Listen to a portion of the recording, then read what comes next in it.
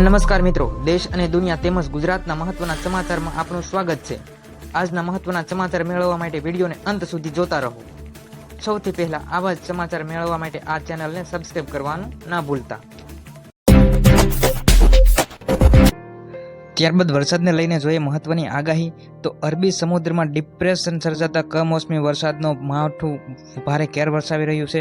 તો ગુજરાતની અંદર ગુજરાતના 85 તાલુકામાં માવઠું હજુ 5 દિવસ સુધી વરસાદ માટે એલર્ટ જાહેર કરી દેવામાં આવ્યું છે। હવામાન વિભાગ દ્વારા મોટી આગાહી જાહેર કરી દેવામાં આવી છે। ગુજરાતના 85 તાલુકાની અંદર હજી 5 દિવસ સુધી વરસાદ માટે ધમધમો રહેશે તેવું હવામાન વિભાગ દ્વારા કહેવામાં આવ્યું છે।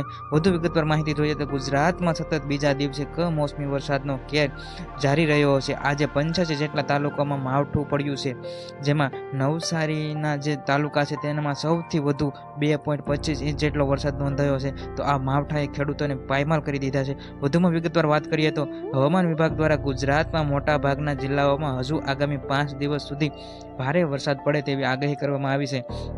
તો નવસારી જિલ્લાની અંદર જલાલપોર તાલુકો છે તેમાં સૌથી વધુ વરસાદ નોંધાયો છે, 2.25 ઇંચ જેટલો વરસાદ નોંધાયો છે। તો સોમવારે અમરેલી, ગીર સોમનાથ, કચ્છમાં ઓરેન્જ એલર્ટ જાહેર કરી દેવામાં આવ્યું છે। વધુમાં વિગતવાર વાત કરીએ તો આગામી 2 દિવસ સુધી કયા કયા જિલ્લાની અંદર વરસાદ આવી શકે તેવી શક્યતા છે। તો આગામી 2 દિવસની અંદર કયા કયા વરસાદ માટે એલર્ટ જાહેર કરી દેવામાં આવ્યું છે તો 27 તારીખના રોજ અમરેલી, ગીર સોમનાથ, કચ્છ, દીવમાં ઓરેન્જ એલર્ટ જાહેર કરી દેવામાં આવ્યું છે। તો બનાસકાંઠા, પાટણ, મહેસાણા, સાબરકાંઠા, ગાંધીનગર, અરવલ્લી, ખેડા, અમદાવાદ, આણંદ, મહીસાગર, ભરૂચ, સુરત, નવસારી, રાજકોટ, જામનગર, ભાવનગરમાં યલો એલર્ટ જાહેર કરી દેવામાં આવ્યું છે। એટલે 27, 28 બે દિવસ પણ વરસાદ યથાવત જ રહેશે। ઉપરાંત 28 તારીખની આગાહીમાં જોઈએ તો ભરૂચ, સુરત, નવસારી, વલસાડ, પોરબંદર, જુનાગઢ, અમરેલી, ભાવનગર, દ્વારકા, ગીર સોમનાથ, દીવમાં યલો એલર્ટ જાહેર કરી દેવામાં આવ્યું છે। તો મિત્રો, હજી આગામી 2 દિવસ 27, 28 તારીખ સુધી વરસાદનો માહોલ યથાવત રહેશે અને હવામાન વિભાગ દ્વારા તેમજ આંબાલાલ પટેલ દ્વારા 2 તારીખ સુધી વરસાદની આગાહી કરવામાં આવી છે। તો હવામાન વિભાગ દ્વારા 85 તાલુકા એટલે કે સમગ્ર ગુજરાતની અંદર 5 દિવસ સુધી વરસાદની આગાહી કરવામાં આવી છે। વધુમાં વિગતવાર માહિતી જોઈએ તો અરબી સમુદ્રમાં ડિપ્રેશનને પગલે ગુજરાતમાં વાતાવરણનો પલટો આવ્યો છે। આવતીકાલ સોમવાર 26 જિલ્લાઓમાં ઓરેન્જ અને યલો એલર્ટ જાહેર કરી દેવામાં આવ્યા છે। વધુમાં વિગતવાર વાત કરીએ તો દરિયા કાંઠે ભારે કરંટ તેમજ તોફાની પવન ફૂંકાવાની સંભાવના પણ વ્યક્ત કરવામાં આવી છે। ત્યારબાદ જોઈએ તો દેવભૂમિ દ્વારકા જિલ્લાના ઓખા બંદર પર સતત બીજા દિવસે નંબર 3નું સિગ્નલ ભય સૂચક સિગ્નલ યથાવત રાખવામાં આવ્યું છે। હવામાન વિભાગ દ્વારા આ વિસ્તારમાં ભારે વરસાદ થાય તેવી શક્યતા દર્શાવવામાં આવી છે અને દરિયાકાંઠે ભારે કરંટની પણ શક્યતા વ્યક્ત કરવામાં આવી છે।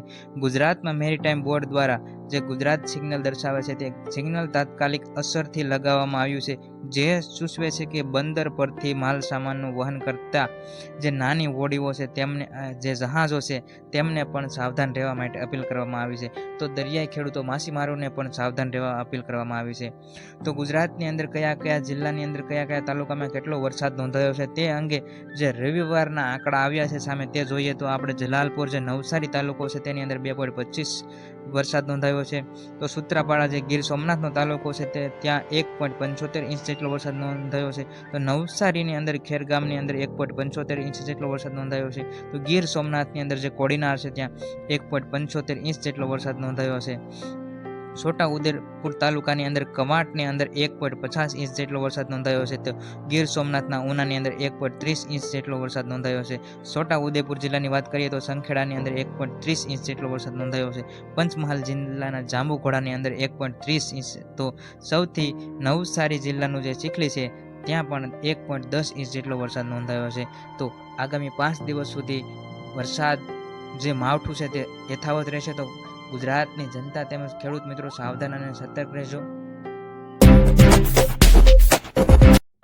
તો મિત્રો, મહત્વના ખેડૂત સમાચાર તેમજ સરકારની વિવિધ યોજનાઓ વિશેની માહિતી સૌપ્રથમ મેળવવા માટે ગુજ્જુ માસ્ટર ન્યૂઝ ચેનલને સબસ્ક્રાઇબ કરો અને ચેનલ સાથે જોડાઓ।